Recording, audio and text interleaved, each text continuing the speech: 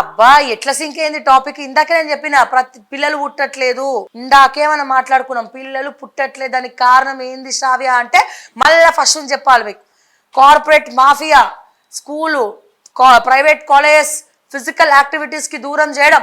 Badminton ఎవరు ఆడతలేడు, football ఎవరు ఆడతలేడు స్కూళ్ళల్లో, క్రికెట్ మ్యాచ్ ఎవరు ఆడతలేరు. ఇది వరకు చూస్తే గల్లీకి ఒక క్రికెట్ ఆడే పోరగాలు ఉంటుండే, ఇప్పుడు ఎక్కడ కనబడతలే ఇంటి దగ్గర కూడా ఎవరు ఆడతలేరు. అబ్బా అంటారు ఇప్పుడు ఆడాలన్నా మరి నా వల్ల కాదు అన్న బద్ధకం ఒకటి అయిపోయింది పరిస్థితి.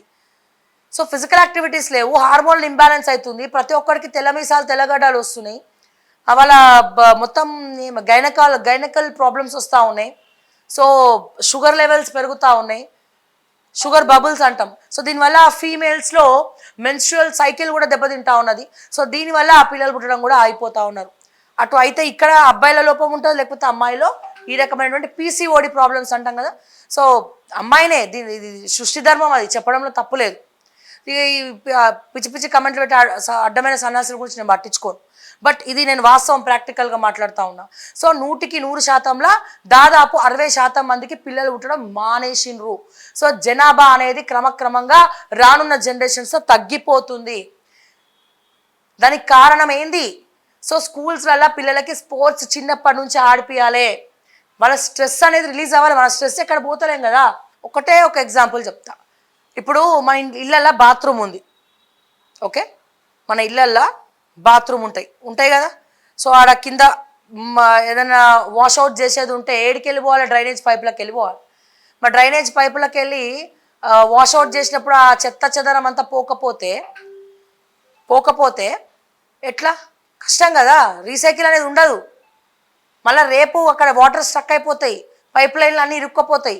సేమ్ ఇది కూడా అంతే. చిన్నప్పటి నుంచి మీరు ఆడకపోతే మీలో ఉన్నటువంటి ఫ్రస్ట్రేషన్, బాధ, ఈ స్ట్రెస్ ఏదైతే ఉందో ఆ స్ట్రెస్ అనేది ఒక డ్రైనేజ్ లాంటిది. దాన్ని మనం వదిలేసేయాలి, అంటే ఫ్రీగా అది ఎక్కడ పోయి కలవాలో ఆడ కలవాలి. దాన్ని మనం వదిలేకపోతే మన శరీరంలో అనేక రకమైనటువంటి సెల్స్ అనేవి ఉత్పత్తి అవుతాయి. సో దానివల్ల విపరీతమైనటువంటి స్ట్రెస్ వల్ల సో సరిగ్గా తినకపోవడం, ఆకలి కాదు, నిద్ర రాదు, పడుకోవాలని ఉంటుంది, లేట్ నైట్స్ పడుకుంటాం, ఏదో చేయాలంటుంది కానీ ఏం చేయలేం. మనం చేయాలని తపన ఉన్నా ఏదో రకమైనటువంటి బద్ధకం పెరిగిపోతుంది. సో మనము ఫిజికల్ యాక్టివిటీ ఉండదు, గేమ్స్ ఆడము, ఆడితేనే నవ్వుతూ ఉంటేనే, ఆడుకుంటుంటేనే, సరదాగా ఆడుతూ ఉంటేనే, సరదాగా ఉంటేనే మన స్ట్రెస్ అనేది రిలీజ్ అవుతుంది తప్ప వేరే ఆప్షన్ ఏం లేదు దానికి. సో ఇప్పుడు అవన్నీ కూడా బంద్ అయినాయండి, మీరు ఆలోచిస్తురా, అవన్నీ కూడా బంద్ అయినాయి, మనమే ఉప్పు పాత్ర వేసినాం వాటికి. సో ఇది మారాలంటే ఈ రాజకీయ నాయకుల వల్ల వారాలి, మనం మార్చుకోవాలి, దీన్ని సిస్టమ్ని మార్చాల్సింది మనమే, ప్రతి ఒక్కరం నువ్వు మార్చుకోవాలి. సో దీనికి కారణం ఇక చూడండి, నేను చెప్పట్లేదు, ప్రపంచ దేశాలు చెప్తా ఉన్నాయి. సో ముఖ్యంగా లేట్ మ్యారేజెస్ చేసుకుంటున్నారు, పిల్లల్ని లేటుగా అంటున్నారు, వాళ్ళని పెంచే ఓపిక ఉండదు. సో వాళ్ళని పెంచే ఓపిక ఉండదు, ప్రతిసారి ఫ్రస్ట్రేషన్ చూపిస్తూ ఉంటాం. సో వాళ్ళు ఏమైంది, ఫోన్స్ కనెక్ట్ అయిపోతున్నారు. వాళ్ళు తినాలన్నా ఇంతకుముందు చందమామ రావే జాబిలి రావే అని పాడేటోళ్ళం, ఇప్పుడేమో ఇక చూడమ్మా ఫోన్లో చందమామ రావే జాబిలి రావే అని ఫోన్లు చూపిస్తున్నాం. ఆ కళ్ళు ఎఫెక్ట్ అవుతున్నాయి. చిన్నప్పుడే పిల్లలకి స్పెట్స్ వస్తున్నాయి. ఎందుకు వస్తున్నాయి, ఎందుకు రావాలి? దేవుడు అందరికి ఒకటే కళ్ళు ఇచ్చారు కదా, మరి ఎందుకు వస్తున్నాయి అంటే మనం మనుషులు చేసినటువంటి తప్పిదాలు, దానివల్లనే వస్తున్నాయి. వాళ్ళకి మనం చెప్పాం, మనం ఫోన్లు పట్టుకొని ఇచ్చేస్తాం. ఎందుకు? వాళ్ళకి మేనేజ్ చేసే ఓపిక ఎవరికి ఉండాలి? తల్లిదండ్రులకు మనకు ఉండాలి. మనకుందా ఓపిక? ఉండదు. ఫోన్ ఇచ్చేస్తే అరే నవ్వుతున్నాడు వీడని చెప్పి ఫోన్ ఇచ్చేస్తాం, ఫోన్కి అడిక్ట్ అయిపోతాడు. సో ప్రతి ఒక్క దాని వెనకాల ఒక రీజన్ ఉంది. ఆ రీజన్కి ప్రతి ఒక్క దానికి ఎవడయ్యా కారణం అంటే ఈ రోజున మనమే వాటికి కారణం. అండ్ ఇంత చెప్తున్నా చూసిరా, ఇవన్నీ చెప్పినప్పుడు ఎవరు చూడడు.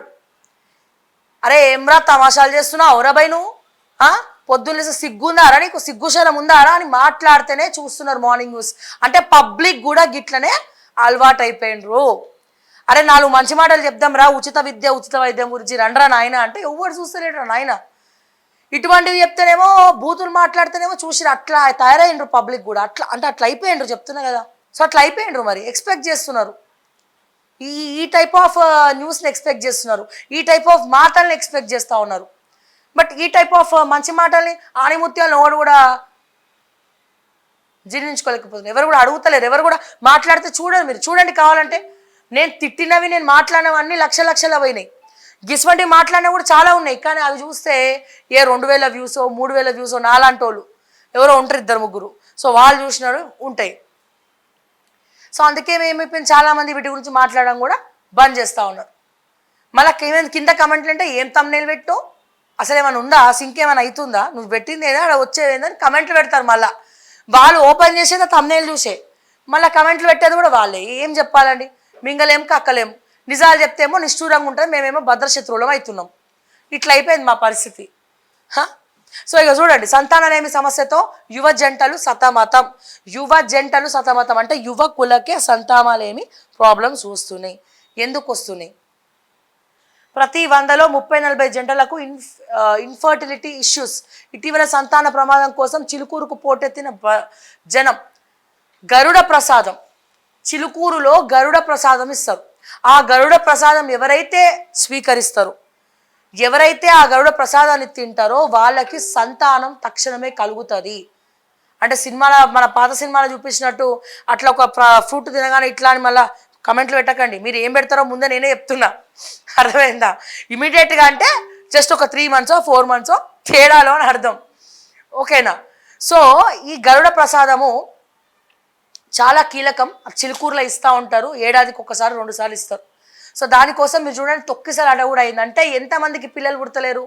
తొక్కిసలాట అయ్యేంత సీన్ ఆడ ఉందంటే ఎంతమందికి పిల్లలు పుడతలేరో చిలుకూరు బాలాజీ గరుడ ప్రసాదం కోసం పోయినటువంటి వాళ్ళని చూస్తే మనందరికి కూడా తెలుస్తుంది. సో ఇట్లా మనము ఒక పక్క ఇట్లా పిల్లలు పుడతలేరా నాయన, మనకు ఆరోగ్య సమస్యలు వస్తున్నాయి అని చెప్పి పూజలు పునస్కారాలు చేసి గరుడ ప్రసాదం కోసం ఆసనం చేసుకుంటే, మిగతా వాళ్ళేమో పిల్లల్ని పోషించలేక భార్యాభర్తలు కొట్టుకొని ఆ గుద్దుకొని వాళ్ళు పాయిజన్ తాగి పిల్లల్ని కూడా చంపుతా ఉన్నారు, భరించలేని బాధను మోస్తూ ఉన్నారు. అంటే ఉన్నోడికేమో విలువ తెలియదు, లేనోడికేమో అన్ని విలువలు తెలుస్తాయి. మరి ఏంది శ్రావ్య ఆ గరుడ ప్రసాదం తీసుకుంటా అంటే, ఎస్ అది వాస్తవం. గరుడుకి పూజ చేయాలంటారు సంతానం కోసం. గరుడ దేవుడికి పూజ చేయాలి జనరల్. కానీ కేవలం పూజ చేస్తేనే కాదు కదా, చాలా ఉంటాయి ఫిజికల్ యాక్టివిటీస్ ఏందనేది మీరు ఆలోచించండి. అండ్ ఇక్కడ నేను ఒకటి చెప్పదలుచుకున్నా, మీరు ఫర్టిలిటీ హాస్పిటల్స్ అని గివన్ పోతున్నారు కదా, నేను సజెస్ట్ చేస్తా. కొత్తపేటలో మన ఏమంటాం విజయపురి కాలనీ అని ఉంటుంది. సో విజయపురి కాలనీలో ఒక దంపతులు ఉంటారు. డాక్టర్ తన పేరు నాకు గుర్తు రావట్లేదు, లక్ష్మియా విజయలక్ష్మి ఏదో పేరు ఉంటుందండి, దయచేసి క్షమించండి. సో ఫీజు కూడా రీజనబుల్గా తీసుకుంటుంది. తను కేవలం ఫుడ్తోనే, మీకు ఇచ్చేటువంటి ఆహారంతోనే పీసీఓడి ప్రాబ్లమ్స్ని టెస్టులు చేస్తారు. ఆ టెస్టులు అయిన తర్వాత ఫుడ్తోనే ఇస్తారనమాట. అంటే ఏం తెలుసా తను ఇచ్చే ఫుడ్? 2 గంటలకు ఒకసారి గ్లాస్ నిండా నీళ్ళ మజ్జిగ తాగాలి. అంటే ఒక స్పూన్ పెరుగుంటే ఇంకా నీళ్ళు ఉండాలి. రాగి జావ తాగాలి. దాదాపు 5 కిలోమీటర్లు నడవాలి. జొన్న రొట్ట మాత్రమే తినాలి, మొలకలు తినాలి, పండ్లు తినాలి. గిదండి తను ఇచ్చే డైట్. దీంతో మీరు చూడండి, కావాలంటే లేటుగా పుట్టిన పిల్లలు పుడుతున్నారు, కానీ 1 year అట్లా తేడా అవుతుండొచ్చు, కానీ పిల్లలు మాత్రం పుడుతున్నారు. సో ఇటువంటి డాక్టర్స్ కూడా ఉన్నారు. కానీ మనం అక్కడికి పోం. మనం ఈ పెద్ద పెద్ద ఫ్లకార్లు ఇచ్చి, అడ్వర్టైజ్మెంట్లు ఇచ్చి, ఇవన్నీ ఓయ్ రండి, ఇగో మిషన్లు ఉన్నాయి, పరికరాలు ఉన్నాయి, దీంతో గిట్ల తిప్పుతాం అంటారు. కానీ ఆ మిషన్లలో కూడా రేడియేషన్ అని ఎవరు అర్థం చేసుకోడు. ఇప్పుడు ఈ మాట్లాడితే ఈ ఫర్టిలిటీ హాస్పిటల్స్ దండయాత్రకు వస్తాయి. కానీ నేను చెప్తున్నా, మీరు ఎవరైనా ఉంటే అక్కడికి పోండి, ఆ హాస్పిటల్కి పోండి. ఆ డాక్టర్ పేరు గుర్తురావట్లే, బట్ మేము సెర్చ్ చేసి చెప్తాము. అండ్ వాళ్ళు అది మాత్రమే కాదు, కింద ఒక రూమ్ పెట్టేస్తారు, ఒక ఖాళీ రూము, అన్ని గ్రాసరీస్ ఉంటాయి అందులో. ఎవరైనా చదువుకోలేని పిల్లలు, హాస్టల్ ఫీజు కట్టలేని పిల్లలు, ఎవరైనా తిండి కూడా తినలేని పిల్లలు, చదువుకుంటున్న పిల్లలు ఉంటే అక్కడ ఎన్ని రోజులని ఉండొచ్చు, ఫ్రీగా ఉండొచ్చు. కానీ మీరే వండుకోవాలి. వండుకోవడానికి స్టవ్ ఉంటుంది, గ్యాస్ ఉంటుంది, అన్ని ఐటమ్స్ ఉంటాయి. మీరే వండుకోవాలి, మీరే తినాలి, మీరే క్లీన్ చేసుకోవాలి, పోవాలి. మీకు తినడానికి గ్రాసరీస్ ఉంటాయి, పడుకోనికి వసతులు ఉంటాయి, స్నానం చేయడానికి బాత్రూమ్స్ ఉంటాయి. ఇది చాలు కదండి. గవి కూడా వాళ్ళే చేస్తారు ఉచితంగా, ఫ్రీగా. సో ఇటువంటి వాళ్ళు ఇంకా ఉన్నారు, మనం వెతకాలంతే.